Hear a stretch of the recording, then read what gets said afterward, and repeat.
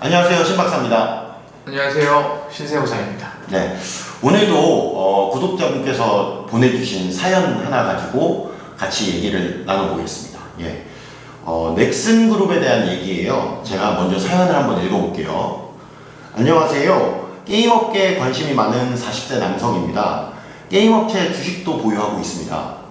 넥슨을 분석하다가 신기하고 궁금한 점이 있어 세무사님께 문의를 드립니다. 세무사님 바쁘시네요. 첫 번째 질문인데요. 넥슨 창업주가 돌아가시면서 가족이 주식을 상속받게 되었는데요. 알고 보니 우리나라 상속세가 무섭더군요. 가족은 상속세를 주식으로 납부한다는 기사가 있어요. 세금을 현금이 아닌 주식으로 납부하는 게 가능한가요?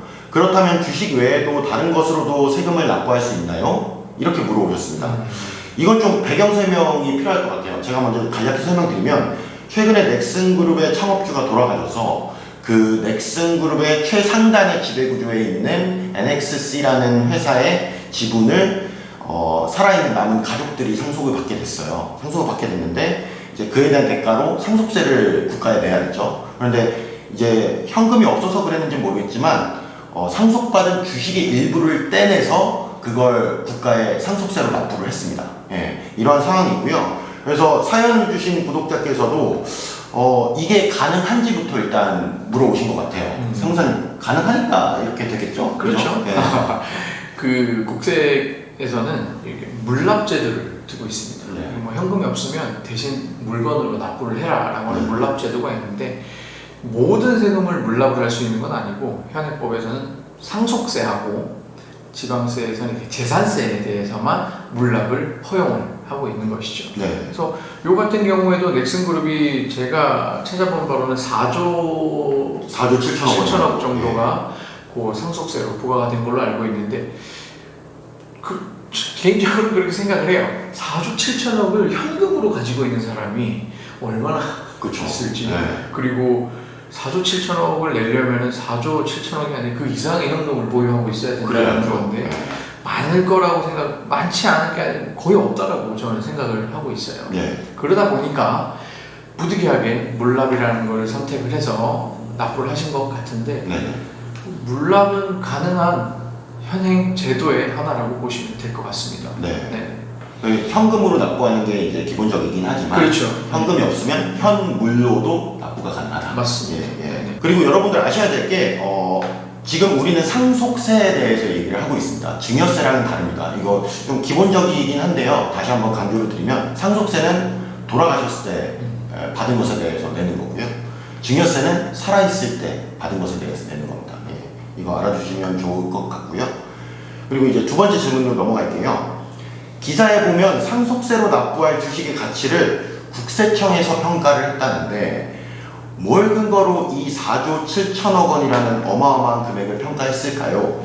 주식시장에서 거래되는 가격으로 그냥 평가한 건가요? 라고 문의해 오셨는데요. 답변을 한번 해주시죠. 네. 우선 NXC라는 회사가 주식시장에 상장이 된 회사가 아니고요. 네네. 비상장 회사입니다. 예. 그러다 보니까 거래가 되지 않는 주식이라는 거죠. 네. 요 경우에 주식 평가했을 때 기업 가치를 판단하는 게 굉장히 어렵습니다. 네. 그러다 보니까 다양한 방식으로 기업 가치를 평가를 할 수 있는데, 가장 많이들 하는 방식이 DCF, 현금흐름 할인법이라는 방식을 많이들 채택을 하고 계시는데, 그거는 이제 정말 기업 가치를, 과거의 기업의 정보를 가지고 미래 현금 흐름을 예측해서 평가를 하는 것이다 보니까 네. 객관성에 조금 물음표를 달기도 합니다. 그럴 수 있죠. 네. 네. 특히나 세금을 부과하는 과세관청의 입장에서는, 그렇죠. 왜냐하면 그 방법으로 했는데 이게 주관이 개입될 수 있기 맞아요. 때문이죠. 네.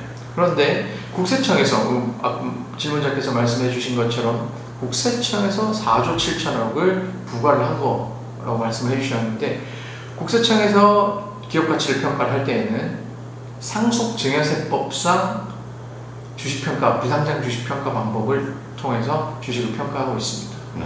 이 방식은 오로지 순수 과거의 기업의 성과를 가지고만 판단을 하는 방식인데요. 재무제표를 일단 가져와야 되겠군요. 그렇죠. 네. 그래서 최근 3년간의 기업의 순손익가치, 얘네가 얼마를 벌어들였나를 가지고 가중평균을 한 것과 지금 현재 사망일 현재의 재무상태표를 가지고 순자산가치를 뽑아냅니다. 자산에서 부채를 뺀 거죠. 그렇죠. 그걸 뽑아낸 건데 그 두 개를 6대 4의 비율로 잘 버무려 가지고 평가를 하는 것이 상증세법상 비상장 주식 평가 방법입니다.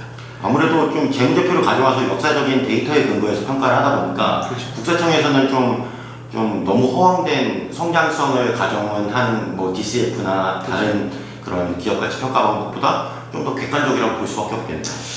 그렇죠. 객관적이라고 볼 수도 있을 것 같은데 사실 정확하게 말씀드리면은 상증세법상 평가는 너무 과거 자료니까 그렇죠. 미래 가치가 전혀 반영이 안 돼 있고 네. 또 DCF 방식은 너무 미래 가치만 가지고 판단하다 보니까 네. 그래서 두 개를 좀 잘 섞었으면 좋겠는데 네. 그게 아직까지는 잘 안 되고 있는 것 같고 네. 과세관청에서도 DCF 방식을 인정은 해주되 네. 상증세법상 평가액과 30% 이상 차이가 나면 네. 인정을 안 해주는 아, 그런 그런 경우가 게 있기 있군요. 때문에 네. 법으로 또 명시되어 있는 것이 있어가지고 네.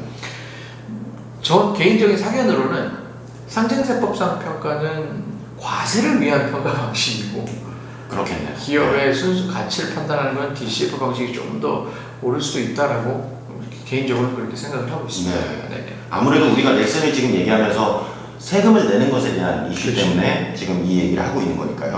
네네. 예. 질문자님 잘 이해하셨으면 좋겠고요. 그리고 마지막 질문입니다. 네.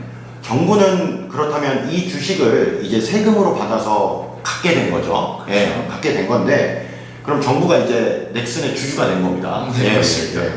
뭐 뜻했든 뜻하지 않든. 예. 맞습니다. 근데 이걸 그럼 다른 기업에게 파는 건가요? 라고 물어보셨어요. 이걸 근데 정부로부터 이렇게 큰 금액의 큰 가치의 주식을 살 사람이 있을까요? 일단은 뭐 정부가 파는 건가요?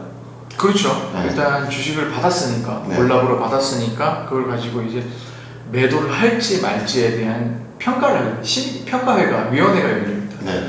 그래서 매도를 하자라고 결정이 되면 이제 그걸 가지고 이제 공매를 하는 거죠. 누구나 참여할 수 있는 식으로 공매를 하게 되는데 오픈해서 이렇게 보여주는 그렇죠. 예. 공매를 하게 되는데 뭐 일반적으로는 일괄 매도를 정부는 원하고 있을 거예요. 네. 왜냐하면 한꺼번에 이렇게 한 명한테 툭 하는 게 훨씬 더 편하죠. 심플하니까. 예, 예. 한 번에 넘기는 게 그렇죠. 편하죠. 근데 예. 이걸 막 쪼개가지고 나누면 너무 많은 사람들에게 그렇죠. 나눠줘야 되고 또 신고도 또 막 이렇게 해야 되는 그런 네네. 부분도 있으니까 일괄 매도를 원칙으로 하되 분할 매도도 가능은 하다고 보면 될 것 같고 지금같이 좀 세수가 부족한 상황이면은 지금이라도 당장 매도를 하는 게 정부 입장에서는 좀 바람직하지 않을까. 그럴 수 있겠네요. 네, 그리고 예. 기업 가치가 좀 더 오를 거라고 기업 가치가 증가할 요인이 있다고 하면은 좀 더 보유 후에 매도를 해도 되는 것인데 지금처럼 세수가 부족하다면 지금 당장이라도 내놔야 되겠다 네. 예. 생각을 합니다. 일단은 그걸 받아서 사줄 사람이 있어야 될 텐데. 그렇죠. 네, 네. 알겠습니다. 네. 답변이 잘 되었길 바랍니다. 예, 구독자님. 질문 주셔서 감사했고요. 아무래도 구독자님이 상속세를 주식으로 납부했다는 기사를 보고 이제 현금외 방법이 있다는 것을 신기해서 이제 저희한테 문의를 주셨던 것 같아요. 예. 유익한 정보가 되셨기를 바랍니다. 예. 감사합니다.